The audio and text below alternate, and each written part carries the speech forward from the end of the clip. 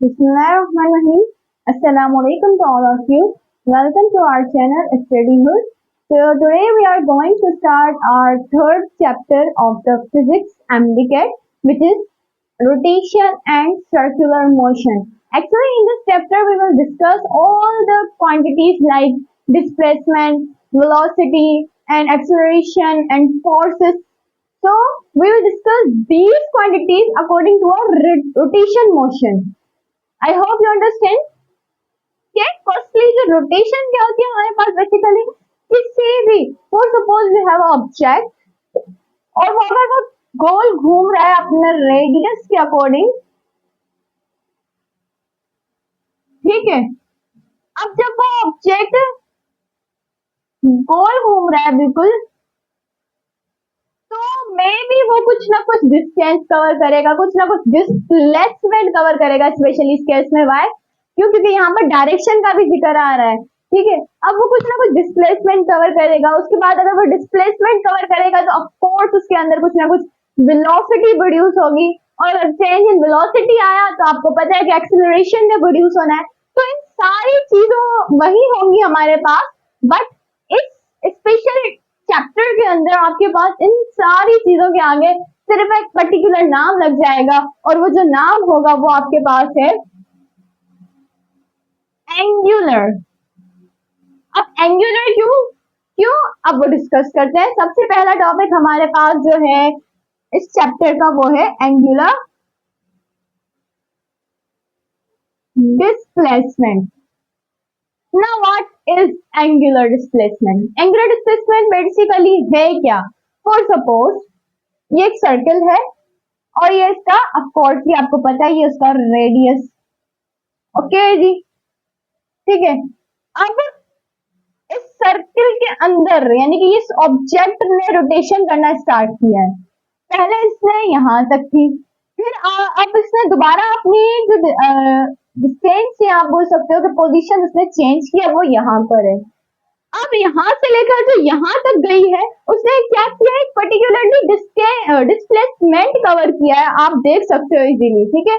जो इसने यहाँ से लेकर यहाँ तक आपको पता है कि इसने डिस्प्लेसमेंट कवर किया, और इस डिस्प्लेसमेंट को जब कवर हुई तो यहाँ पर ऑटोमेटिकली आप इजीली देख सकते हो एक एंगल फॉर्म हुआ, और उस एंगल को आपको पता है हम किससे रिप्रेजेंट करते हैं, थीटा से। तो बेसिकली एंगुलर डिस्प्लेसमेंट क्या है, अगर कोई body, let's write it's definition, if a body moves along a circumference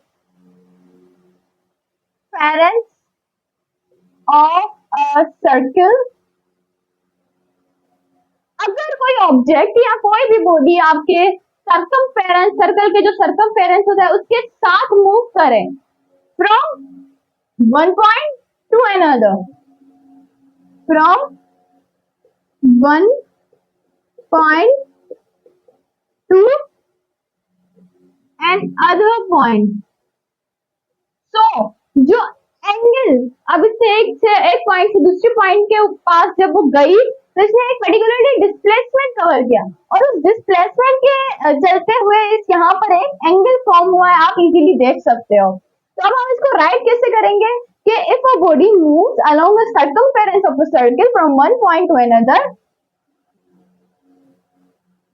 it will form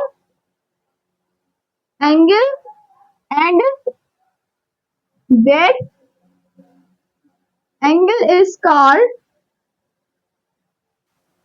angular, आप इसको बोल सकते हो angular displacement, ओके। तो जो बॉडी थी वो मूव कर रही थी, फॉर सपोज आपने एक हैंड में आपने कोई स्ट्रिंग पकड़ा हुआ है, कोई धागा पकड़ा हुआ है, और उस धागे के एक एंड पर आपके पास एक स्टूल है, ठीक है। लेट्स सपोज स्ट्रिंग, ये आपके पास एक धागा है, यहाँ पर उसने एक पत्थर पकड़ा हुआ है या कोई स्टूल है, ठीक है। अब उसने रोटेट उसने रोटेट करना स्टार्ट किया, तो वो जो बॉडी है वो इस डायरेक्शन में रोटेट होना, जिस भी डायरेक्शन में वो चाहे एंटी क्लॉकवाइज करवाए या क्लॉकवाइज करवाए, तो ये रोटेट हुई। अब इसमें रोटेट होकर पूरा ये जो कवर किया है, पहले इसने यहाँ से लेकर यहाँ तक रोटेट हुई, तो ये हुआ इसका डिस्प्लेसमेंट। इसने जो एंगल फॉर्म किया ये हो गया इसका डिस्प्लेसमेंट। तो ये थी हमारे पास इसकी practical example of the angular displacement. Now इसके फॉर्मूले के अकॉर्डिंग बात करते हैं अगर हम, ठीक है। Now let's talk about it's formula. अब फॉर्मूला कैसे बनेगा? यहाँ पर जो ऑब्जेक्ट है आपको पता है यहाँ से लेकर वो यहाँ तक क्या कवर कर रहा है, एक पर्टिकुलरली डिस्टेंस कवर कर रहा है, ठीक है। और उस डिस्टेंस के वजह से जो एंगल फॉर्म हो रहा है आपके पास, वही आपके पास एंगुलर डिस्प्लेसमेंट है। तो अगर हम इसको ऐसे लिख दें कि जो डिस्टेंस है आपके पास, डिस्प्लेसमेंट है, it is directly proportional to the theta, ठीक है। क्यों? क्योंकि इसकी की वजह जितना ज्यादा वो डिस्टेंस कवर करेगा उतना ज्यादा आपके पास बड़ा एंगल प्रोड्यूस होगा, यहाँ आपके पास बनेगा। तो हम इसको इजीली राइट कर सकते हैं। ओके जी। अब यहाँ पर प्रोपोर्शनलिटी का साइन हटता है, तो आपको पता है एक चीज अप्लाई होती है और वो होती है कांस्टेंट।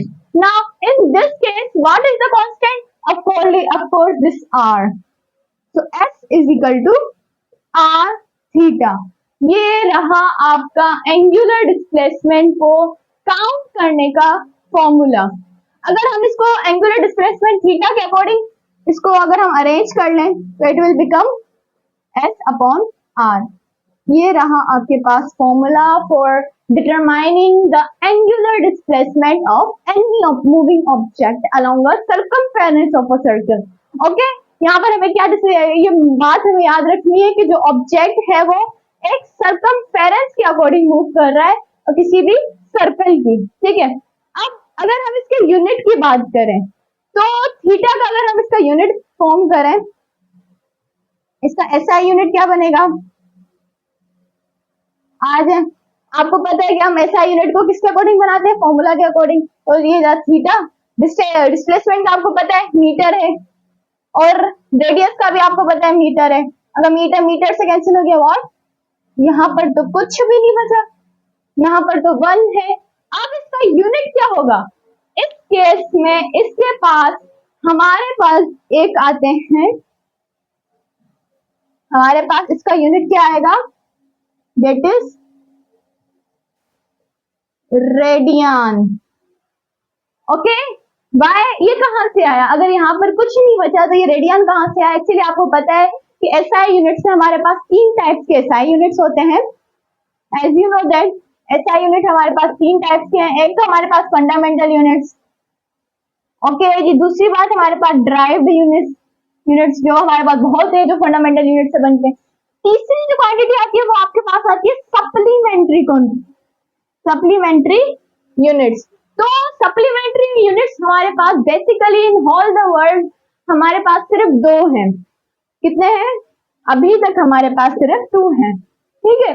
और उनमें से सप्लीमेंट्री यूनिट्स यानी कि जिनके कोई यूनिट ना बने उनके पास हम एक सप्लीमेंट्री यूनिट देते हैं।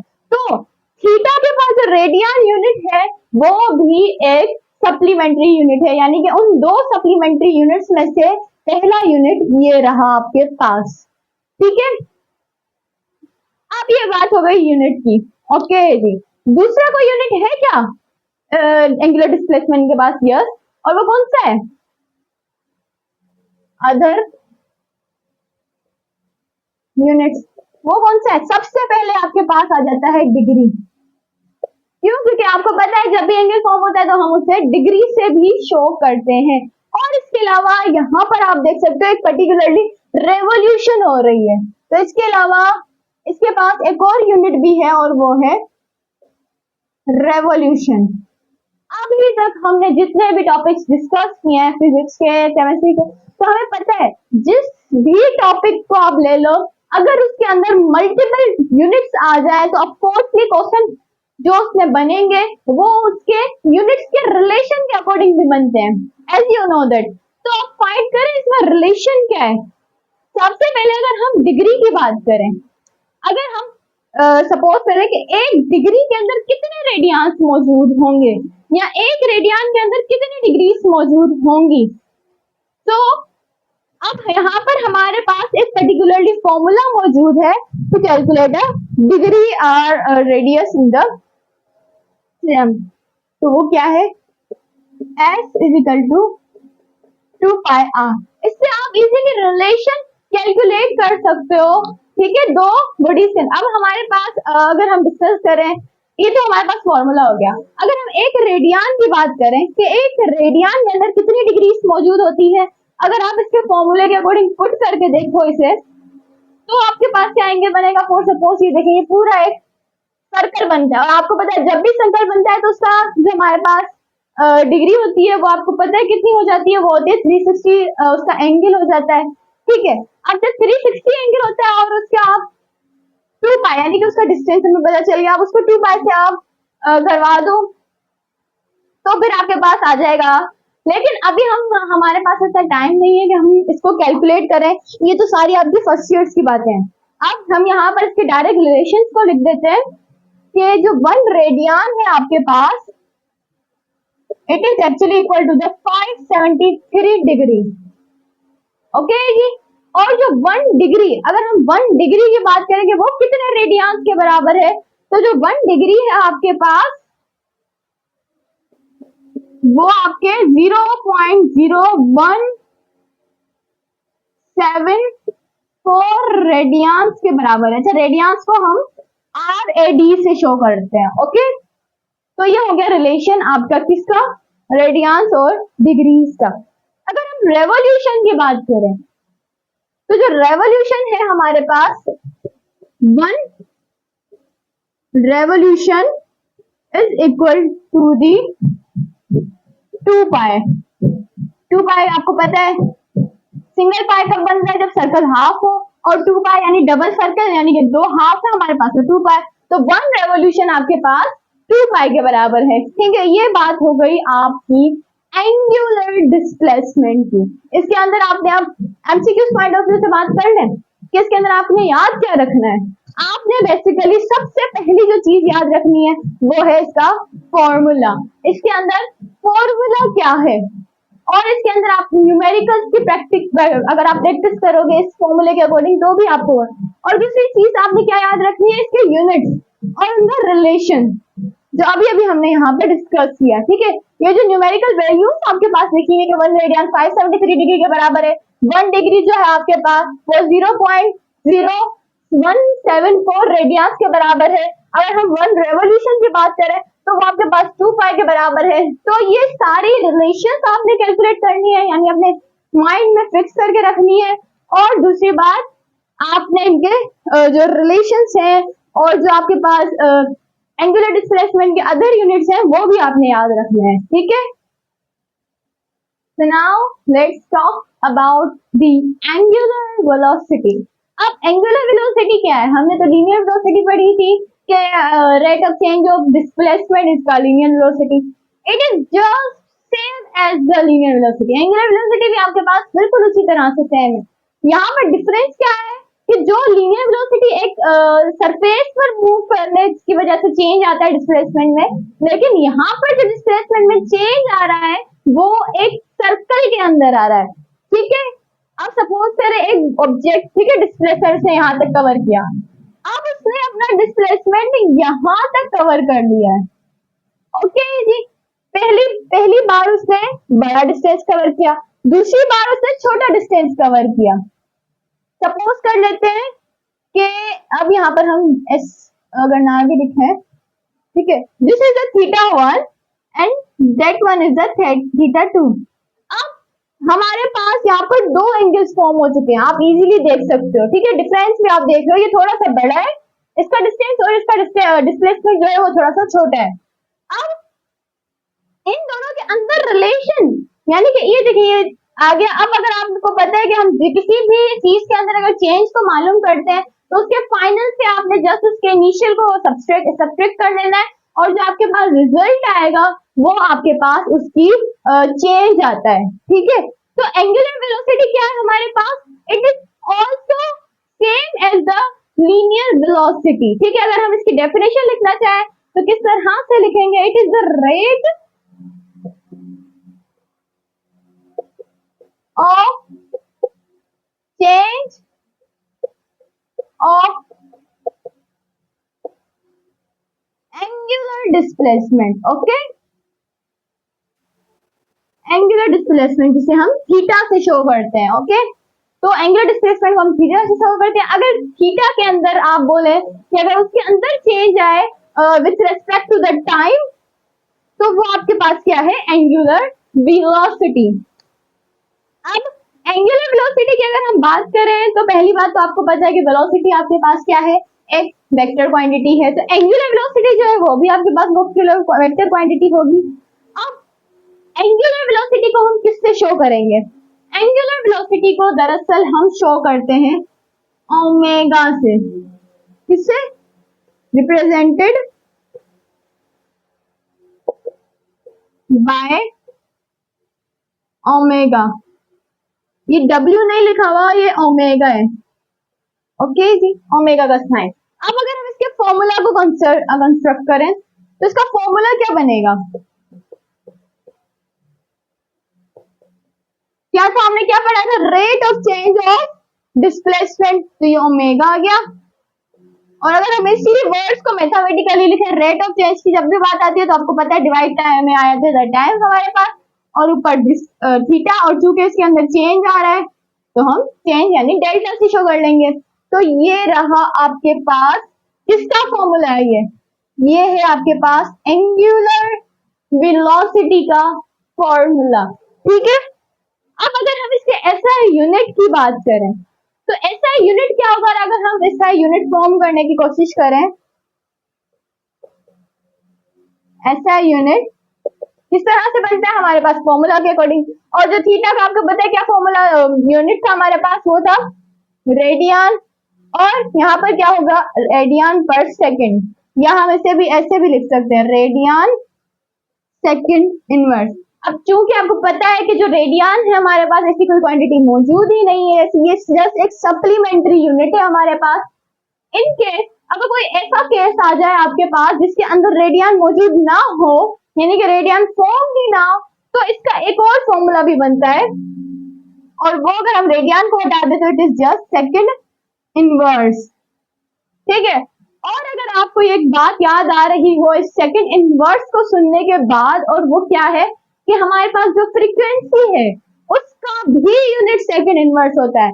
और फ्रीक्वेंसी आपको पता है क्या? नंबर ऑफ वाइब्रेशन इन अ नहीं, तो आपको पता है कि फ्रीक्वेंसी का यूनिट भी हमारे पास सेकेंड इनवर्स है। तो अगर हम एंगुलर वेलोसिटी को अगर हम इस तरह से बोले कि ये एक एंगुलर फ्रीक्वेंसी है, तो क्या ये बात गलत होगी?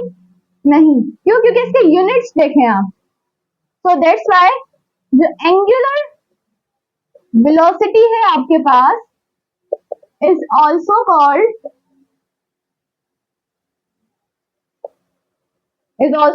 what? एंगुलर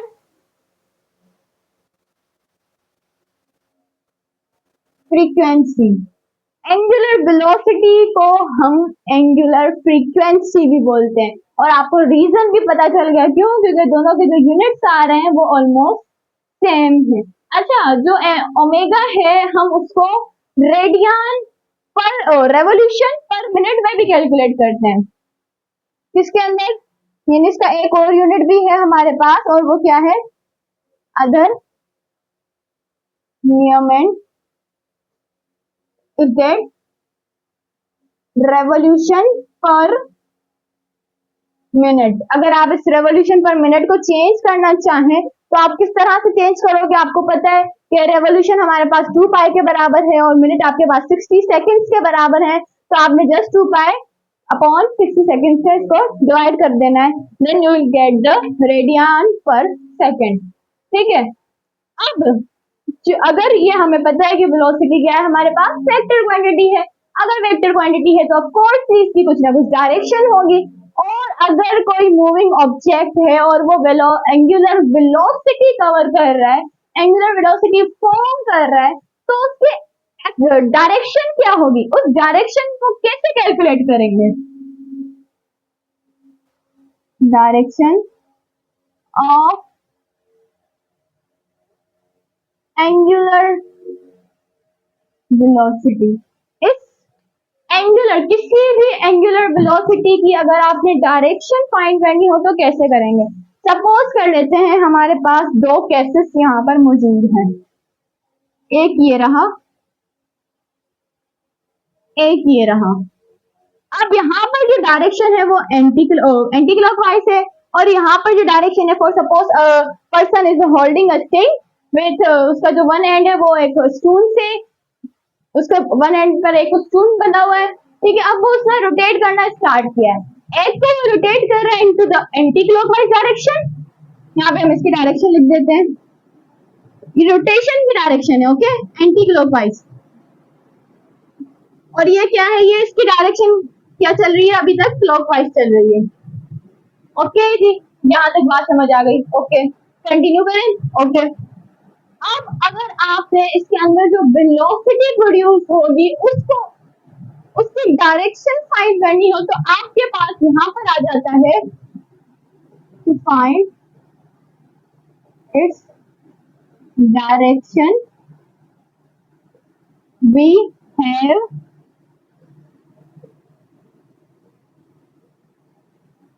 हमारे पास क्या है, RHR, राइट हैंड रूल। हमारे पास क्या है, राइट हैंड रूल। तो calculate any angular velocity direction, आपको अगर किसी भी एंगुलर वेलोसिटी की डायरेक्शन फाइंड करनी हो तो आपके पास क्या होता है उसका, आपके पास एक राइट हैंड रूल है। राइट हैंड रूल आपको पता है कि for suppose this is my right rule, तो ये एंटी क्लॉकवाइज डायरेक्शन में जा रहा है, तो मैं एंटी क्लॉकवाइज करूंगी और जिस तरफ मेरा थंब होगा उस तरफ उसकी डायरेक्शन होगी। यानी अगर वो इस तरफ मूव कर रहा है तो उसकी जो डायरेक्शन होगी, यानी कि उसके अंदर जो फोर्स होगी वो इस तरफ जा रही होगी। यानी अगर हम उसको लिख दें कि वो एक जेड एक्सिस में उसकी हमारे पास इस बार एंगुलर वेलोसिटी है।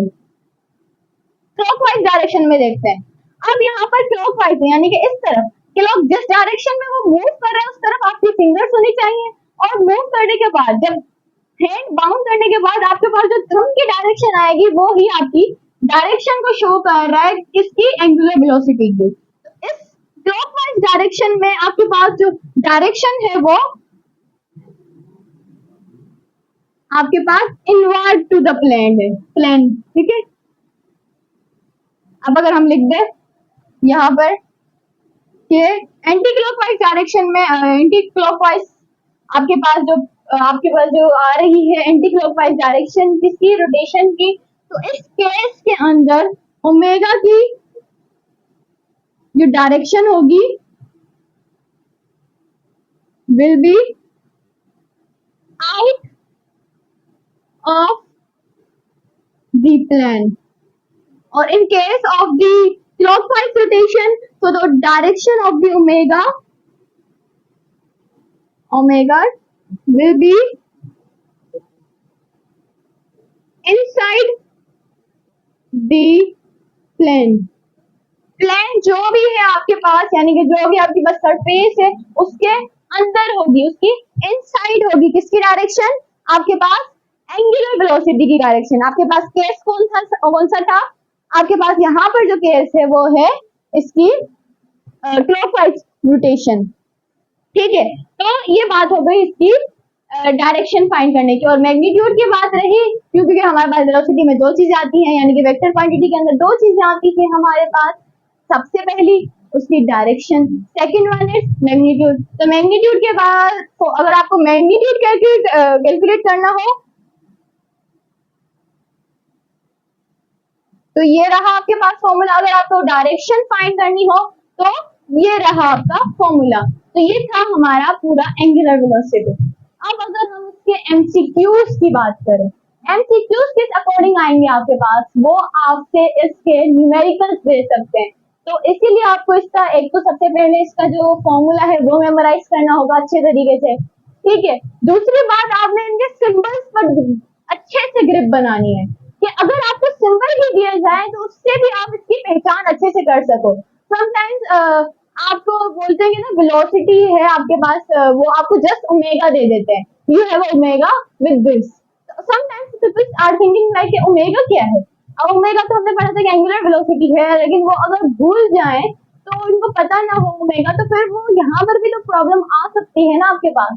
ठीक है, तो सबसे पहले आपने उसके फॉर्मूलाज को रिमेम्बर करना है, अच्छे तरीके से मेमोराइज कर लेना है। सेकंड थिंग, आपने उसके सिंबल्स पर गौर करना है। एंड द थर्ड थिंग, आपने उसके एसआई यूनिट्स को भी देखना होता है स्पेशली।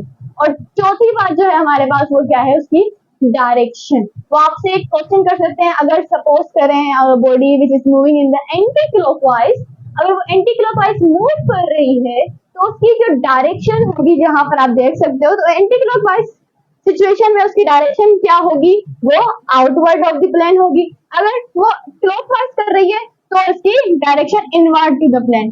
तो ये भी बातें आपने याद रखनी है। यहाँ तक हमारा पूरा एंगुलर वेलोसिटी सम अप होता है। So now let's talk about the angular acceleration. अब एक्सीलरेशन, लीनियर एक्सीलरेशन की बात की जाए अगर, तो आपको पता था कि लीनियर एक्सीलरेशन हमारे पास क्या होती है, rate of change of velocity. Angular acceleration क्या होगी, again suppose object moving object along a circumference of the circle. Okay जी, यहाँ से लेकर उसने पहले यहाँ तक डिस्प्लेसमेंट कवर किया, एक थीटा। ठीक है, उसने बाद उसके डिस्प्लेसमेंट में चेंज आया, दिस इज थीटा 2, थीटा 1। अब इसकी वेलोसिटी कवर हुई। ओके, अब अगर हम इस वेलोसिटी में चेंज लाएं, अब वेलोसिटी के अंदर जब चेंज आएगा, ठीक है, वो किसी भी सिचुएशन में आ सकता है आपके पास, तो वेलोसिटी के अंदर है, यहाँ तो फिर उसकी डायरेक्शन चेंज हो जाएगा, यानी कि वो यहाँ तक मूव करके आया, फिर वो अगेन यहाँ पर आ गया, यानी उसने पहले यहाँ से यू डायरेक्शन उसकी जा रही थी, ठीक है, अब उसने दोबारा अपनी डायरेक्शन नीचे की तरफ मोड़ ली, ठीक है, उसकी डायरेक्शन में चेंज आ गया। सपोज कर लेते हैं, या तो उसके मैग्नीट्यूड के अंदर चेंज आ जाए, यहाँ तक उसने वेलोसिटी कवर की, लेकिन जब वो आगे बढ़ी तो उसकी मैग्नीट्यूड के अंदर चेंज है। दो किसी भी सिचुएशन में, आपको पता है हमने अपने लास्ट टॉपिक में डिस्कस किया था कि एक्सीलरेशन कभी भी तीन चीजों में प्रोड्यूस हो सकती है। ठीक है, सबसे पहले अगर उसके मैग्नीट्यूड में चेंज आ जाए, ओके। सेकेंड थिंग हमारे पास क्या थी कि उसके आपके पास मैग्नीट्यूड और डायरेक्शन में चेंज आ जाए। थर्ड थिंग हमारे पास क्या थी कि तीनों चीजों में अगर चेंज आ जाए, मैग्नीट्यूड में भी डायरेक्शन में भी, दोनों चीजों में, तो आपके पास एक्सीलरेशन प्रोड्यूस होती है। ठीक है, अब यहाँ पर थी वेलोसिटी की बात, अब यहाँ पर क्या प्रोड्यूस हो जाएगी, acceleration, the rate of change. अब इसको हम डिफाइन करते हैं, the rate of change of angular velocity.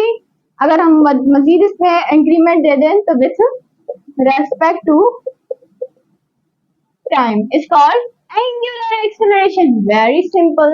अब एंगुलर एक्सेलरेशन हमें याद है कि हमने एंगुलर डिस्प्लेसमेंट को थीटा से शो किया था। ओके जी, हमने एंगुलर वेलोसिटी को ओमेगा से शो किया था। ओके, अब हम एंगुलर एक्सेलरेशन को किससे शो करेंगे, represented by alpha. Sometimes peoples इसको इस तरह भी लिखते हैं कि एक ही तरह ही लग रहा होता है कि हमें इतना ज्यादा इजीली फर्क नजर नहीं आ रहा होता, और समटाइम्स इसको पीपल्स ऐसे भी लिखते हैं। ठीक है, ये डायरेक्टली प्रोपोर्शनल का साइन होता है बेसिकली, लेकिन कुछ लोग इस तरह भी लिखते हैं एंगुलर एक्सेलरेशन को। बेसिकली हमारे पास जो अल्फा है वो इस तरह से शो किया जाता है। तो अल्फा जो एंगुलर एक्सेलरेशन है हमारे पास, उसको हम रिप्रेजेंट करते हैं किससे, अल्फा से। अब अगर हम इसके यूनिट की बात करें, यूनिट क्या है इसका, अकॉर्डिंग टू द डेफिनेशन, अगर हम इसको मैथमेटिकली रिप्रेजेंट करना चाहें, this is our alpha, that is equal to the rate of change of angular velocity, okay, with respect to the time, ये है हमारे पास एंगुलर एक्सीलरेशन। ओके, अब हमें पता है कि एंगुलर एक्सीलरेशन जो है हमारे पास वो भी वेक्टर क्वांटिटी है। ओके, वेक्टर क्वांटिटी है। अब अगर वेक्टर क्वांटिटी है तो हमारे पास दो चीजें आ जाती हैं वेक्टर क्वांटिटी में। एक तो सबसे पहला आ जाता है मैग्नीट्यूड। अब अगर आपने एंगुलर वेलोसिटी का मैग्नीट्यूड कैलकुलेट करना है तो आपके पास फॉर्मूला आ चुका है। अगर हम इस फॉर्मूले को खोल के लिख दें, किस फॉर्मूले को, इसी फॉर्मूले को अगर हम खोल के उस साइड लिख दें तो it is omega 2 minus omega 1 and time. ठीक है, ये है आपके पास मैग्नीट्यूड कैलकुलेट करने का फॉर्मूला। अब अगर हम, सॉरी यहाँ पर ये यूनिट नहीं है, ये इसका फॉर्मूला है। यूनिट अभी तक हमने डिस्कस नहीं किया इसका। ओके जी, अब अगर हम इसके पहले तो यहाँ पे यूनिट की बात कर लेते हैं।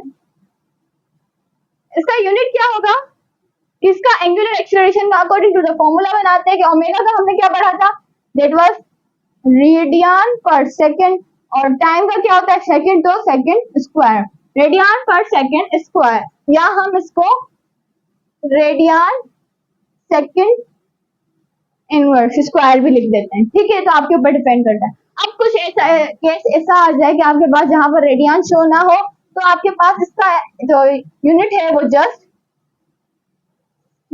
पर सेकंड स्क्वायर भी हो सकता है, इसका एंगुलर एक्सेलरेशन का।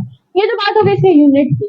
अब हमारे पास मैग्नीट्यूड के बाद जो दूसरी बात आती है वो आपको पता है वो क्या आती है, डायरेक्शन की। क्यों, क्योंकि ये वेक्टर क्वांटिटी है। अब अगर आपने डायरेक्शन कैलकुलेट करनी है, डायरेक्शन of the angular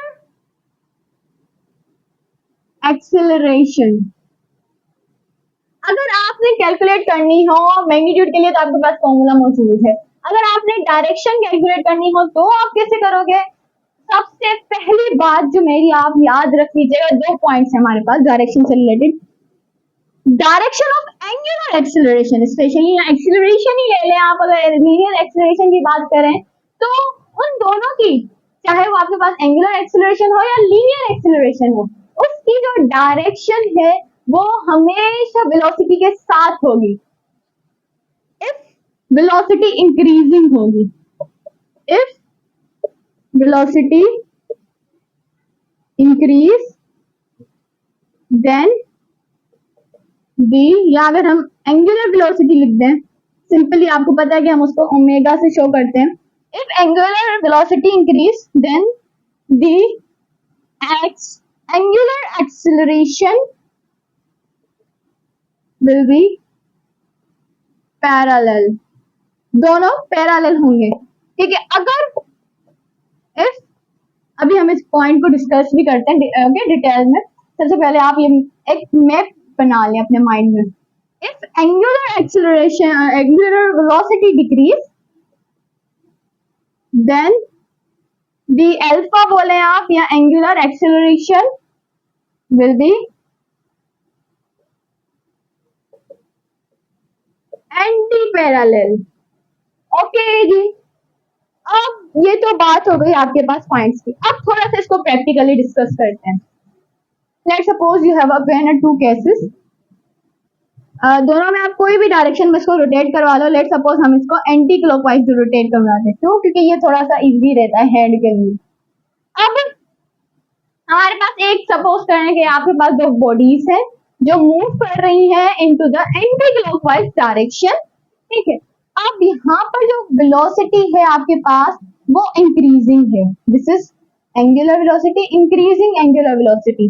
तो जो यहाँ पर हमारे पास जो एंगुलर एक्सेलरेशन होगी वो भी, उसकी डायरेक्शन भी यही होगी। आई होप कि आप मेरी बात समझ पा रहे हो।